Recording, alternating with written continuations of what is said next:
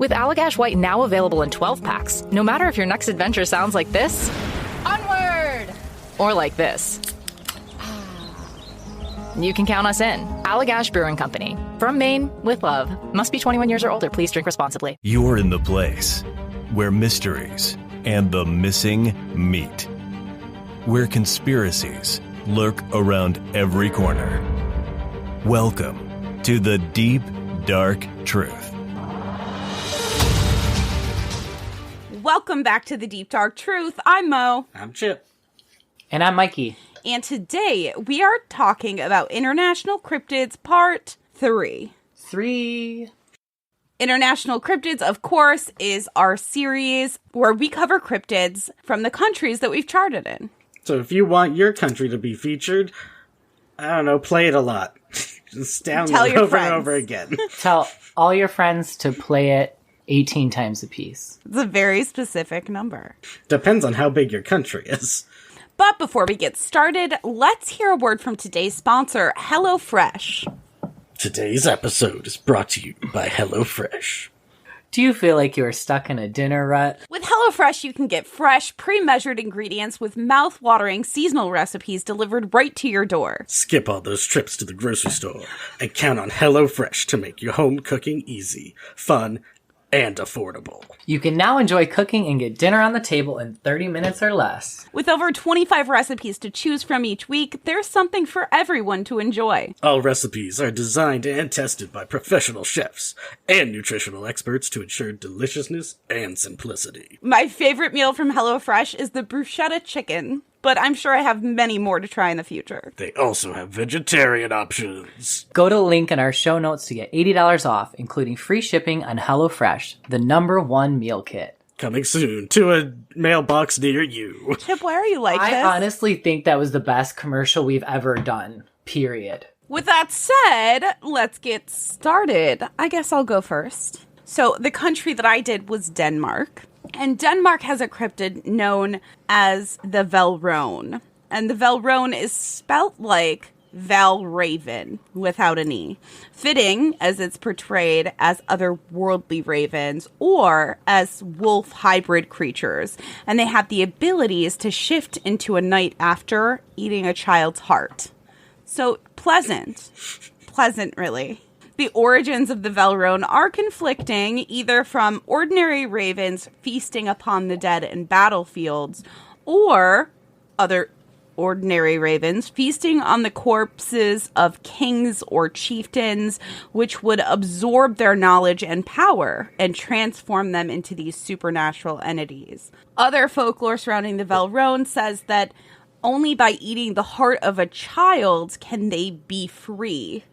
So they're kind of like the knights are trapped instead of them being able to become knights. And they're able to transform back into their true selves if they eat the hearts of children. There's also a lot of songs and folklore stories all surrounding the Velrone. And some of them are similar to Rumpelstiltskin or different stories like that. Like you would pay your child to them? Yeah. And what would they get in return? So very similar to a Rumpelstiltskin, where get your child as payment for a deed that they gave you. And in one very specific song, the Velrone is paid the child and then eats the child's heart so that it can become free. Fair enough. So very, very macabre, we'll say. I will say that there's also a lot of different images that are very fun. Ooh. It just feels like a good cryptid for fan art, doesn't it? Feasting on kings and then babies. There is also a ride at Cedar Point with the exact same spelling of the name, of course. Cedar Point being an amusement park in Ohio. It is pronounced Valraven. The Valraven at Cedar Point in Sandusky, Ohio, is currently the tallest, fastest, and longest roller coaster of its kind because it is a first dive model roller coaster, but it's spelled the exact same. Basically, Valraven without an E. Trying to get people to pronounce it, not working. Yeah, but that's also, true. Aside, what do you mean by dive type roller coaster as opposed to The design features one or more near vertical drops that are 90 degrees. Oof. So basically, you're going straight down. Yeah, along with the Yukon Striker is also one in Canada that I believe is pretty much the same height. But anyway, that's a tangent. So that is the Velrone, my cryptid from Denmark. I'm obsessed. Welcome to the Polycule. I love it. Surprise, surprise. Well, we're all shocked. I mean, crows are the best. This isn't up for debate. Yes, so technically ravens and crows are different, blah, blah, blah. I would say ravens are the emo version of crows. That's how I feel. They just have a better PR agent. Like, I love them. But, like, it's less murder and more like I want to murder myself. Sorry. Oh, no. It's true, though. Isn't it true? It's very accurate. It really is. It's new branding. Just like a lot of Edgar Allan Poe merch. That's got some true. new branding to it. It does. I'm here for it. It's going to be a crop top. You just wait. So, for Sweden, I've got two, because the one who is very cryptidish has not a lot of information that isn't just someone word vomiting on a blog post. So, screw them. I also have a more well-documented story, but that's a ghost story.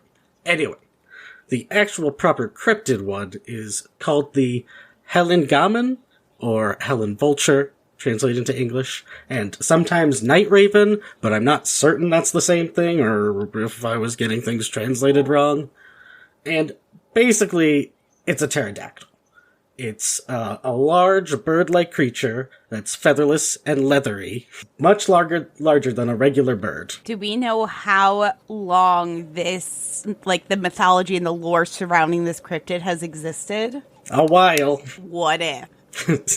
I'm wondering if this is like a word-of-mouth tale that has lasted as long as pterodactyls. I know it's very far-fetched. I mean, Nessie.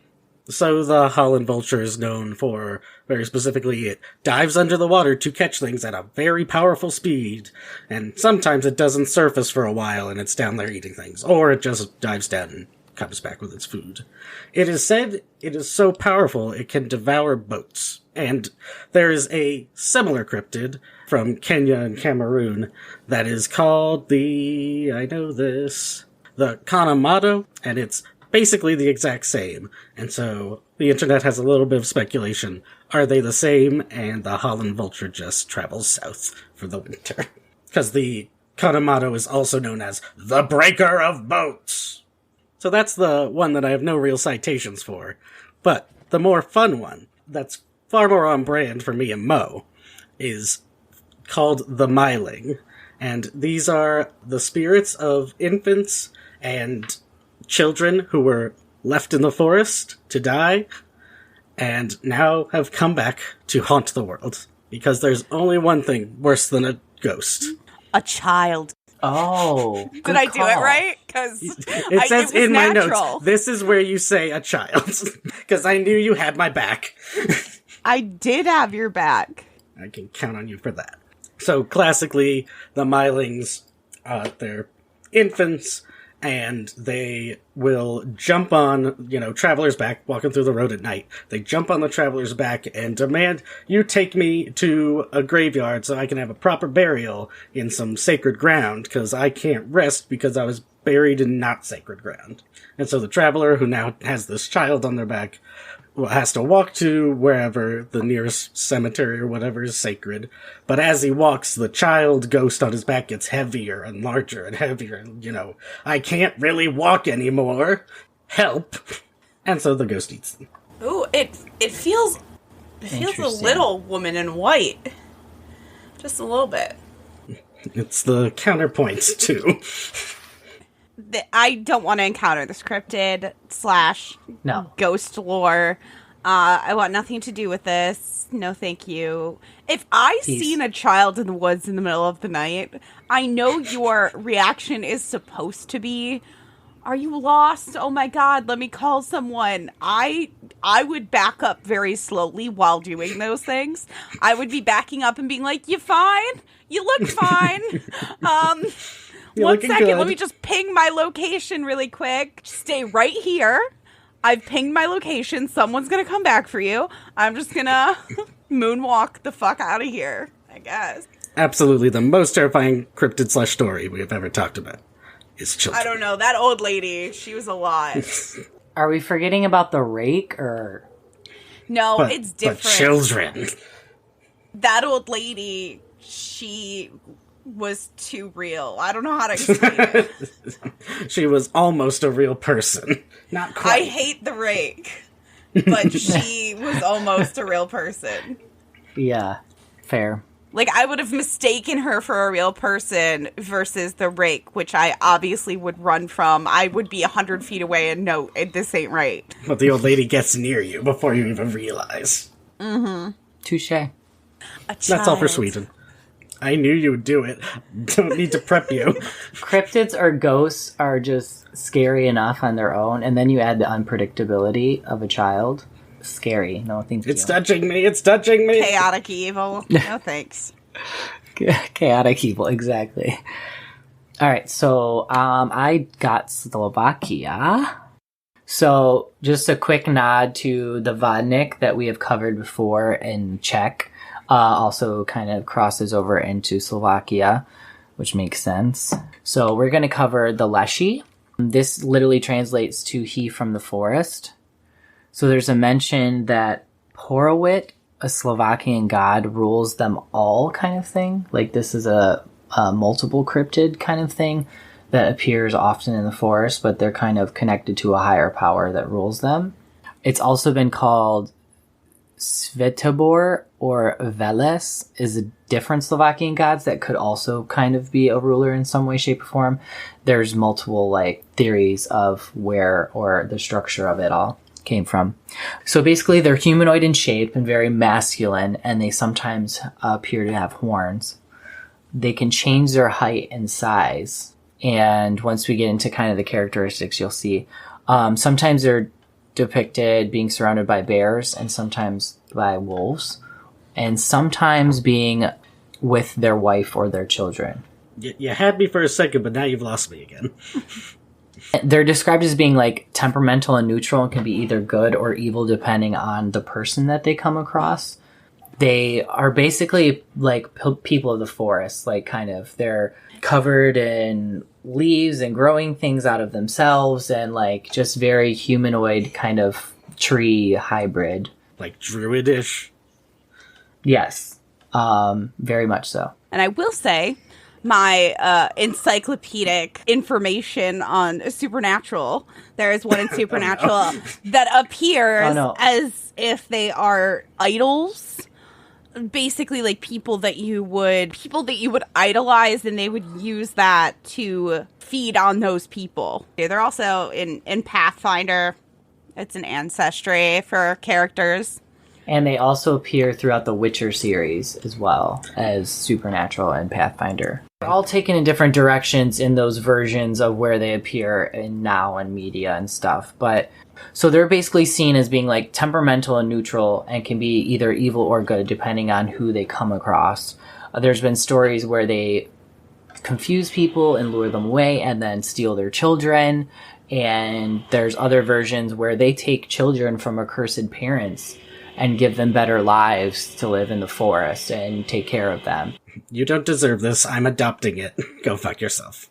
They're kind of one with the forest and with the god at the time, and wherever this traveler is, whatever their frame of mind is, whether they're good or evil, depends on how they adapt or, you know, help them or hinder them. And you know what I mean? So it's kind of cool though that they've gone off in different fashions nowadays in different medias and different. I thought those were really cool. So I also have like little notable ones to mention. The Domovoy, which seems kind of Russian, but also Slavic, like throughout. It's kind of mixed between all of the Slavic countries. The Domovoy was a household spirit of a certain kin that looked over family and animals and kind of issued warnings or forebodings or future events, but just was like kind of like this household spirit that was said to look over the house. a particular family they follow through the generations. Right. And it said that it was also very competitive. Like, these were spirits that kind of competitively... It kind of reminded me of Mulan. That was exactly what I was thinking of. The spirits of the family all fought in certain ways to whether they would better themselves to go in this direction or that direction. It was very much that, from what I was getting, with the warnings and the forebodings, and then there became a dominant spirit who looked over that family kind of thing.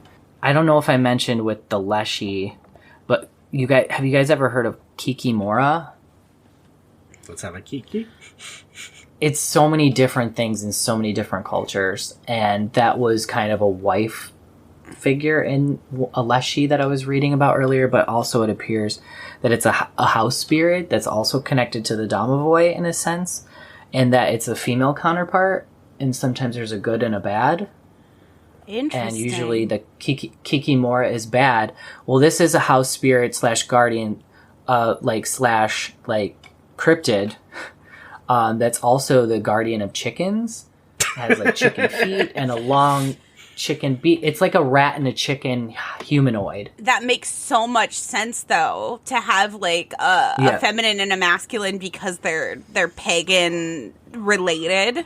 So it makes sense to have like a masculine and a feminine and these both energy. Also have their separate tales where they're not connected and they're something different. But I also found this weird connection, which I think is kind of cool. Exactly what you were just talking about, Mo. She's usually depicted as like being behind the stove or the fireplace or the hearth of the home. Classic. Killing men and boiling them alive. She watches over the chickens. It's an interesting looking photo. But this was also, she had a connection to sleep paralysis, or why they thought sleep paralysis was a thing. So she is torturing men. Yeah. So yeah, most of the time in that connection, she said that she was the bad, but not always. And then the other one, I don't know if we've covered it or we've talked about, but it comes across a lot. It's come across in Marvel, DC, Scooby-Doo, Fable Comics, Dragon Ball, Arthur, list goes on and on. Dragons. But that's Baba Yaga. Oh, yeah. Yep. Classic. I came across her a lot in doing a little bit of research, so I thought I should just, make a nod to it. Sometimes she's depicted as one witch, sometimes 3 identical sisters, some as 2. I know in some, I think it's in Studio Ghibli. Yeah, They not kind Baba of do Yaga, an but ode to Baba basically. Yaga, but they're twin sisters. It's like modeled after, even though it's not explicitly. Also, I felt that way with, is it Double Toil and Trouble, where there's a good witch and a bad witch that they're twins or they're sisters? There's Double so many Toil and Trouble with Mary Kate and Ashley. I don't know. I haven't Yeah. watched it since I was 8, Michael. What the or maybe fuck? I don't know. Maybe I'm thinking of something different. But No, I think you might be right. there's also a show on Netflix that does that with a headmistress that's good and an evil twin sister. So they're all like odes to this whole Baba Yaga thing that's been around for centuries in the Slovakian countries and in the European countries throughout. I think my favorite Baba Yaga, just because it takes the trope and twists it, is in The Magicians, like the last 2 seasons, the landlord is a Baba Yaga, and instead of asking for rent, she wants like very specific magical objects that have an outrageous price tag, and she's just like, I don't care how you get them, but that's how you're paying me, basically. Yeah. My favorite Baba Yaga is the sequel to Anastasia, Bartok the Magnificent, in which Bartok is a scamming I read about magician. that. And that's I read what about I think that of, as well. because that was the first Baba Yaga I ever knew. Yep, that was also mentioned. The bear is voiced by Frasier. She's also usually depicted with having chicken legs, a common thing. She's a witch of some sort. She eats children. But mostly what I found is it's also an ode to this like neutral quality that I'm finding throughout this whole Slovakian thing, that she can be either good or bad or help you or hinder. Just depends on whether she's being fortuitous or not. Chaotic Neutral is my absolute favorite. I'm really not kidding. Yeah, cryptid neutral's the way to go, right? Yes. If you deserve misfortune. If you deserve fortune. It's the Santa complex. But that's the concept, too, with the 3 identical sisters or the 2 identical sisters, or her having a different version of herself, is the ode to the duality of, good and evil. So that was Slovakia. I love a good Baba Yaga. Or a bad Baba Yaga. Or a bad one, exactly. With Allagash White now available in 12 packs, no matter if your next adventure sounds like this, onward, or like this, you can count us in. Allagash Brewing Company. From Maine, with love. Must be 21 years or older. Please drink responsibly. Speaking of chickens, in Lithuania, they have a cryptid called the Aitvaras, which is usually like a rooster with a little bit of snake tossed in. But it's one of those shapeshifters where they're literally described as any goddamn thing. And so how do you know they're the same creature? It could be a cat, a dragon, a lizard, a rooster, a crow, a pillow, a whirlwind. Not like all fused together, just shapeshifting. A kitchen sink. It's a nature spirit associated with fire, and also with droughts in that it will swallow all the water and take it away, and you'll be screwed. Can you imagine? Picture it. It's 1750. You're a farmer.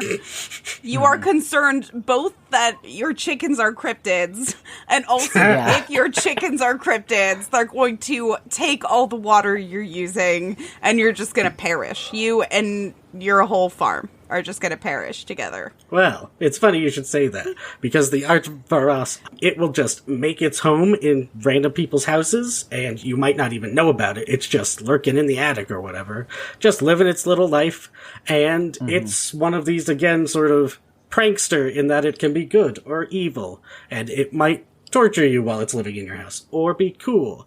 But sometimes it'll bring you gifts, like here's some gold, or some grades, or whatever. But it turns out those were stolen from your neighbor, and now your neighbors think you stole their shit. Real helper hindrance kind of guy. I love Weasley twins chickens. Like, I don't even know what's happening anymore, but I think I love them. Stoner epiphany. Uh-oh. Perhaps they're just looking for supernatural explanations to all the drought. Oh, I mean, absolutely. The whirlwind, the winds, the heavy rain, the drought, the chickens eating your crops, the snakes, doing whatever, they uprooting your crops. I mean, like, literally, they're attaching it to just them. You know what I mean? Stoner epiphany. I didn't steal your stuff, neighbor. It was a chicken who stole your shit. It definitely wasn't me. It was him. I think we found the actual origin. Stay tuned for our newest segment, Stoner Epiphany, coming to our next episode. Okay, but that's a lot like the mini-series I want to do. Hear me out. It's a spin-off, so we can do twice as much work. But that's all the whole show is. There's no editing. There's no editing. We have to watch our words a little more carefully. And I just want to read out this quote. Because it was translated by Google, it could be entirely inaccurate. But it just reads funny enough to say it. The thing about the egg, the first part I'm about to say, is repeated everywhere. Second part isn't. Quote, it can be hatched from an egg laid by a 9 to 12-year-old old black rooster, or found like a wet chicken under a wild pear. All right. Guessing that's Google. A wild pear. No, you know what? It might not be. It might not be Google. Right. It might not. It might literally be a wet chicken. There's so much very specific things a lot of times in these origin stories where I just want to know. I just want to know how we got here. So I've got a second one for this too. But this is because I found it originally and I moved to the Aitvaras, but it turns out this is related to the Aitvaras too. It's more mythological about Egle, the Queen of Serpents. And so the story goes that she's just a regular old human, hanging out, taking a bath in the river. When she goes to get her clothes, there's a snake there. And he's like, you have to marry me if you want your clothes back. And she's like, well, I want my clothes back, so sure, I'll marry you. The snake isn't gonna come find me. A few days later, hundreds of snakes come and find her. And are like, hey, we're taking you to the king. And so her family tricks them 3 times to be like, no, take this cow, who is definitely our daughter. But eventually, the family gives up. Rude as fuck. They're trying to save her, I guess, supposedly. but they could have, went with a sheep or a chicken or something else. It's 3 times. Who knows what they did all 3 times. Eventually, though, the snakes went out, and they take her to the king of serpents, Zilvitinas. He marries her, and they live in his castle under the ocean, being the royalty of serpents. They have 4 children, 3 boys and a girl. And Eglay basically forgets about her human life, la la la, I'm just living under the ocean, until her kids start asking about her old life, and she's like, oh yeah, I had an old life. Husband, I'm gonna go visit my family. And he's like, no, you can't go. You can only go if you complete these 3 impossible tasks. But then she just does them. So then he's like, okay, you can go there, but don't you dare mention a single fucking thing about us down here.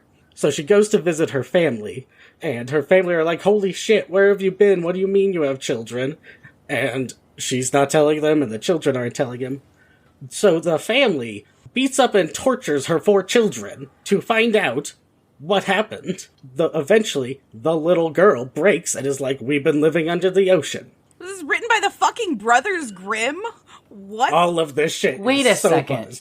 Wait, he's a snake, right? Yeah, and she's a human, he looks right? like a hot human sometimes. Oh, he does? Yeah, he's very handsome.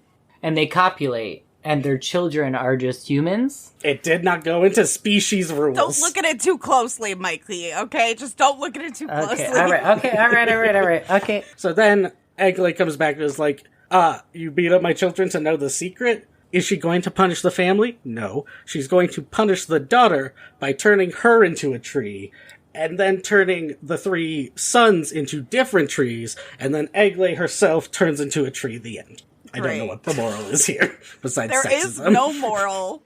Wait a second. So they don't even go back? No, they turn into trees. She just decides she's gonna turn all 5 of us into trees. Screw my family. Screw the family in the ocean. We're just becoming trees. We're trees now. Her sons become an oak, an ash, and a birch. Her daughter becomes a trembling aspen, and she becomes a spruce. We just can't have nice things. Can't even be the queen of serpents. It was very Persephone and Hades, but like 1,000 times worse somehow. He was a snake. All right. Can I make it any more obvious? Why would the king of serpents live underneath the ocean? This story is so flawed. There's a big plot hole. There's one plot hole. Stoner Epiphany, there's so much plot hole. Is that not a show already? Oh. This is a sinkhole of just plethora of tunnels. Thank you, Lithuania. Okay. Wonderful. Well, if you love big-ass snakes, you're going to love our cryptids from South Africa. Big-ass snakes? No, like the adjective big ass. Oh, like not ass snakes. God damn it. Oh, silly me. The Groot slang, which is Afrikaans or Dutch for big snake, surprise, surprise, is rumored to dwell in a cave in Richtersveld, South Africa. This is unlike any snake you have ever seen. It is gigantic. We're talking basilisk sized, but it has the head of, wait for it, an elephant. No. No, it got longer. Yes. Okay. You need to pack every inch in there. So we clearly need to add some cryptids into the vault. These are some cool cryptids. But is he gonna eat me? Because he's the kind probably who's gonna eat me.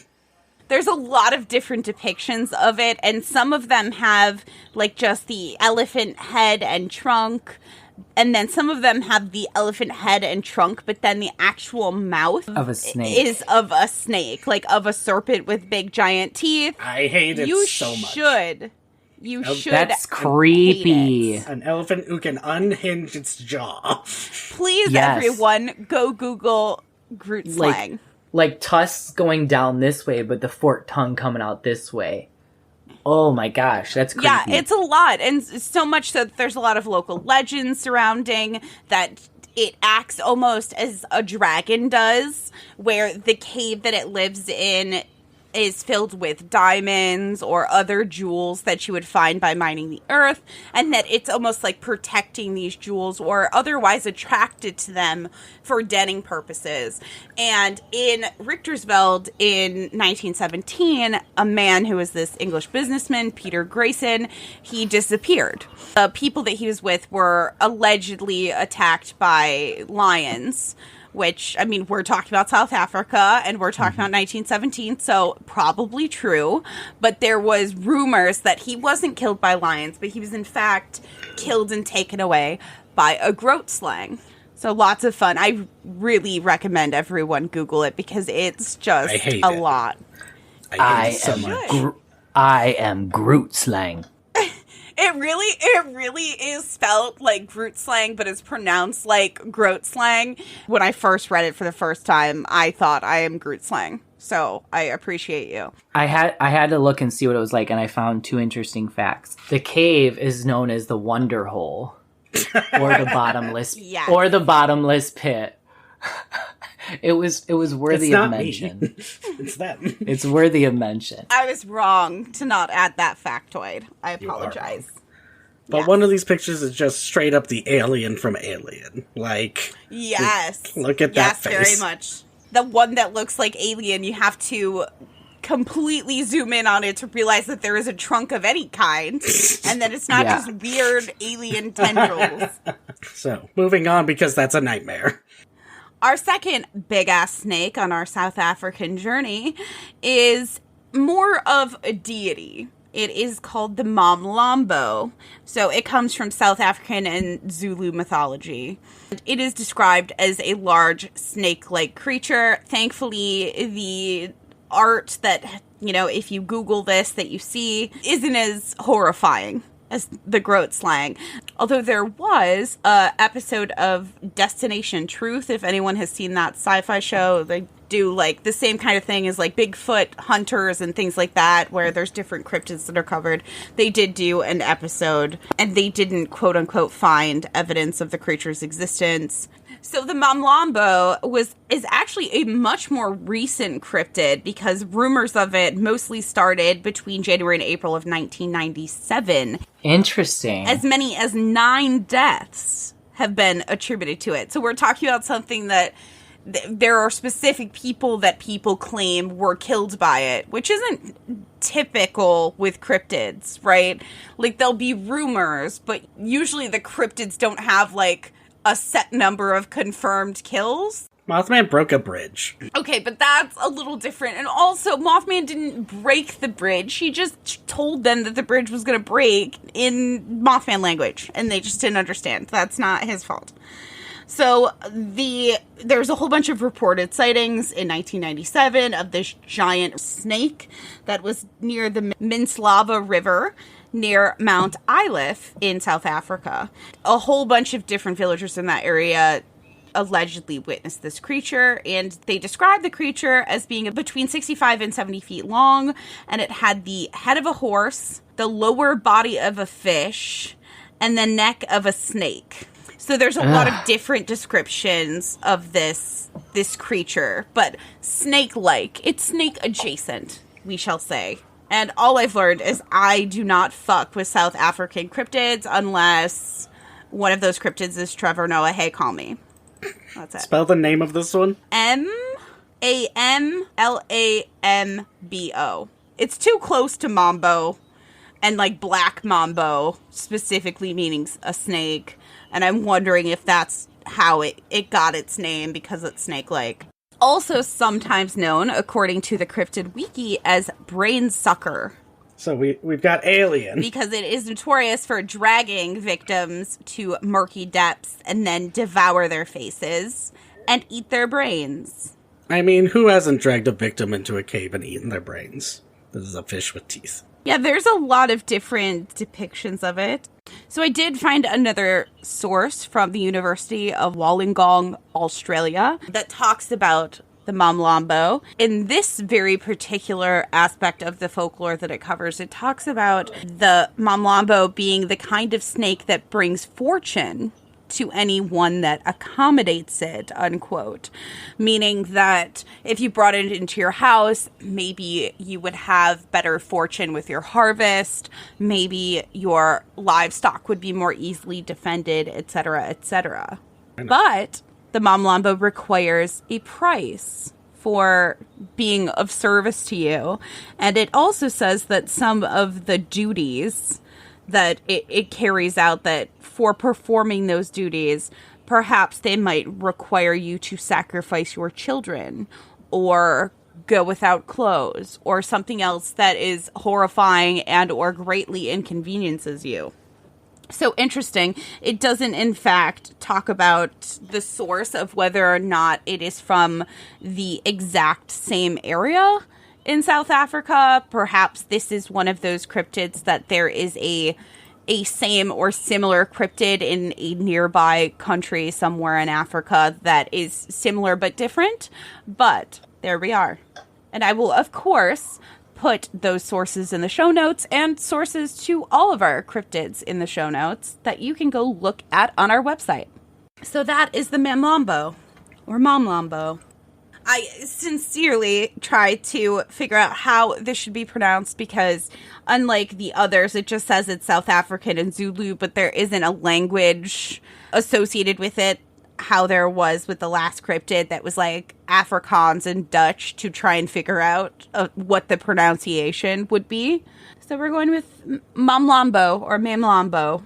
Going with my main man. And now a very thrilling conclusion for us because the last episode we attempted to find a cryptid and or folk story or mythology involving the Cayman Islands, very specifically because we charted number 1 in the Cayman Islands. Not number 12, not number 24, number 1 in the Cayman Islands. And so we really wanted to do right by them and include them in our International Cryptid series. But unfortunately, we just couldn't find a lot of things because colonizing. So Mikey has found something to share with us today. If you're fucking with us, I will murder you. No, I'm not. So one island in the Cayman Islands, because there's 3 main islands, tells of a mythological creature, kind of cryptid. They tell the folklore there. It's been going on for centuries. I literally just found this by taking a different route of researching, but it's a May cow, is what it's called. It is a cow-like creature who had chains around its neck and bright red eyes and would steal children. So it was a mythological like folklore to try to keep children in at night, that this cow-like humanoid creature would come only in the month of May. And that's why it got its name, the May cow. It's hard to find information on it, but... Oh, it's the Balrog. Listeners, if you have encountered any information about the Cayman Islands May cow, please let us know. We are dying to know more. Tweet from user CB Heritage House. Hashtag Happy Halloween and hashtag candy hunting to all the trick-or-treaters heading out. Watch out for Duppies and the May cow. Huh. The Duppies are a thing that have come up too, and I feel like they're connected in some way, shape, or form. Chip, you need to tweet that person. We need answers. So this is a very strange source, pinkduckpublishing.com. But this is what Ian Swaby had to say in his article about different spooky things around Halloween. One corner of Grand Cayman was believed to be a unique hotspot of supernatural activity, said that pirates buried their treasure along Duppy Turn, then killed residents and buried them, making them the guardians of the treasure, hence the name Duppies. Quote, among the most malevolent of Duppies, the May cow is said to have haunted the farmlands of Cayman Brock. Its other names included the Rolling Calf, the Roaring Calf, and the Old Willie Go. What? Unquote. Some believe it's a duppy that has supernaturally changed to be more on farmland because it steals mangoes and is often seen waiting for children by mango trees. Considering how deep we had to dig for this. Yeah. Cayman Islands, it's very interesting because there's not a whole lot of articles that are written in the kinds of places that you find a lot of folklore and mythology or even the cryptid wiki. So there's a lot of backdoor blogs that you kind of have to find information on. But still interesting. I'm glad that we found something. Mikey wins the episode. Justice Good has job. been served. We hope you enjoyed this episode of International Cryptids, and we hope you learned something. Maybe you have a brand new favorite cryptid. As always, if we missed something or you know more about a cryptid that we covered, please let us know. You can email us at thedeepdarktruthpodcast@gmail.com, or you could send us a text or call the tip line at 313-355-3411. Until next time, I'm Mo. I'm Chip. And I'm Mikey. And now we have to battle the Balrog. You just listened to the Deep Dark Truth Podcast. See you next time. And remember, your local cryptids want to meet you.